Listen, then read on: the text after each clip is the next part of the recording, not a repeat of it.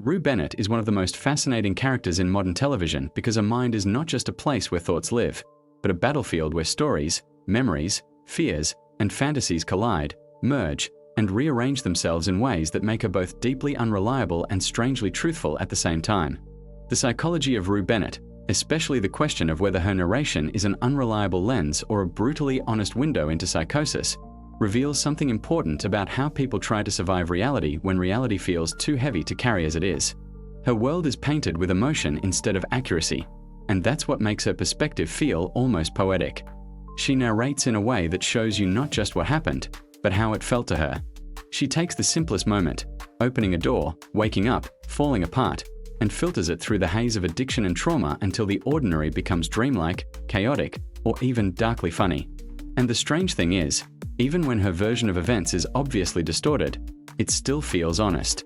Honest not as in factual, but honest as in emotionally real, the way someone in deep pain sees the world when their mind is constantly fighting to protect them from themselves. Rue's narration is shaped by a mind drowning in addiction, and addiction changes the way a person understands the world. It rewires logic, steals memories, twists motivations, and plays tricks on time. When Rue tells the audience what she thinks happened, she's not lying in the traditional sense, she's telling the truth as her brain experienced it.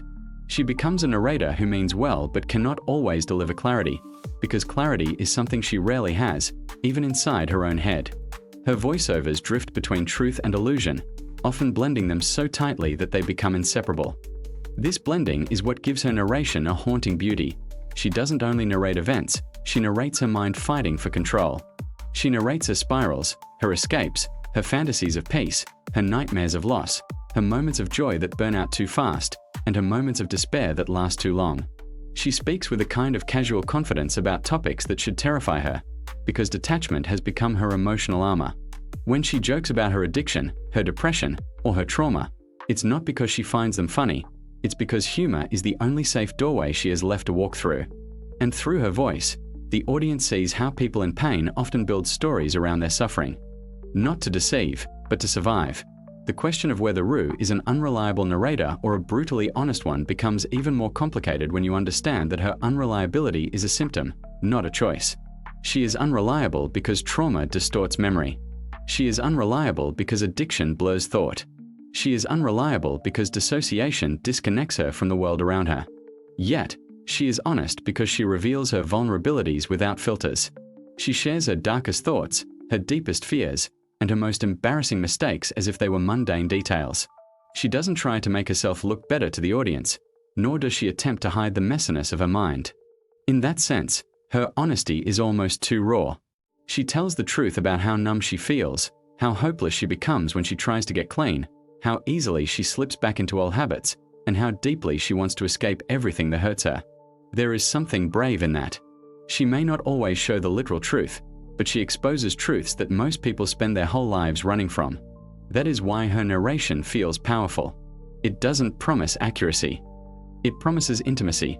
Rue lives in a constant conflict between wanting to tell the truth and being unable to trust her own thoughts. Moments that matter most to her are often the moments she remembers the least accurately. Her brain protects her from pain by rewriting it, reshaping it, or covering it with emotional fog. Sometimes she remembers events through the lens of fantasy, creating mental scenes that never really happened, yet still capture the emotional reality of the moment. Sometimes she narrates while high, and her perception dissolves into slow motion, sound distortion, or exaggerated emotion. Other times she narrates while sober, but the absence of drugs makes her thoughts harsh, jagged, and painfully clear. Her narration shifts depending on the state of her mind, and this shifting creates a unique psychological landscape, a place where the viewer must question everything she says but still feel deeply connected to her experience. Her voice becomes a guide through the chaos of addiction, even though the guide is stumbling too. What makes Rue so compelling is the childlike sincerity that lives beneath her struggles. She speaks like someone who has seen too much but still desperately wants to believe in something good. She wants to be loved, understood, forgiven, and healed, yet her actions often sabotage those very desires. Her narration reflects this tug-of-war. She explains her decisions with a calm logic that makes sense in her own world, even when it is painfully flawed from the outside. When she rationalizes her relapses, she speaks with the quiet assurance of someone who has convinced herself she has no other choice.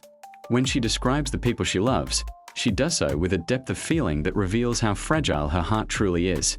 And when she talks about her future, there is always a mixture of fear and hope, as if she is telling a story she wants to believe but does not trust herself to live long enough to see. Her psychosis, whether literal or symbolic, is not always loud or dramatic. Sometimes it is quiet. Sometimes it is the way she dissociates from conversations.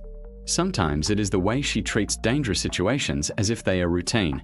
Sometimes it is the way she talks about her own life with the detachment of a third-person observer. These subtle signs show a mind trying to cope with overwhelming emotional weight. Her narration often floats above her own life as if she's watching it from the outside, because emotionally, she is. Trauma can create that kind of distance. Addiction can deepen it.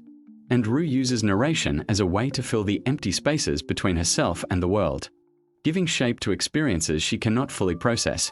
In a way, Rue's narration becomes a safe room inside the chaos of her mind. When she explains her thoughts, she gains a small sense of control, even when everything else is falling apart. Narrating her own story allows her to pretend, if only for a moment, that she understands herself. And that is why her voice is so important. It is her attempt to make sense of the senseless. It is her attempt to find order in the disorder. It is her attempt to stay alive by turning her suffering into a story she can tell instead of a storm she must endure silently. Through that storytelling, the audience sees a young girl who is both lost and searching, broken and hoping, unreliable and deeply sincere. So, is Rue Bennett an unreliable narrator or a profoundly honest psychotic voice? The truth is that she is both. She is unreliable because her mind is constantly fighting battles she cannot win alone.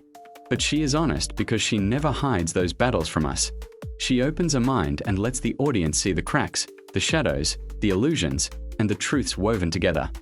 She tells her story the only way she knows how, through emotion instead of logic, through pain instead of perspective, through dreams instead of facts. And in doing so, she reveals something real about what it means to be human. People are not perfect narrators of their own lives. People misremember, distort, exaggerate, soften, ignore, or invent details to survive. Rue simply shows that process more clearly and more painfully than most. Her narration is not about accuracy, it is about honesty. Not the honesty of facts, but the honesty of feeling. That is why Rue Bennett stays in the mind long after the screen goes dark.